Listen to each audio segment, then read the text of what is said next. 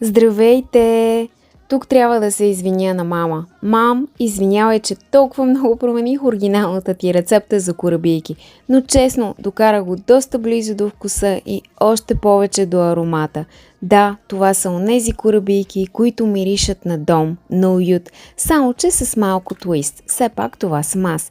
Без глутен, с протеин и без излишни неща вътре.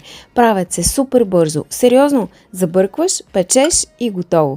Вие повече по класическите рецепти ли сте или обичате да ги апгрейдвате, както мен? Само един съвет. Ако не искате да станат като моите леко оверсайз, ползвате рингове или мини формички.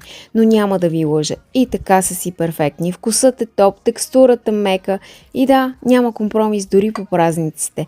Рецептата е в описанието, стъпките ги виждате във видеото. Ако ги пробвате, пишете ми.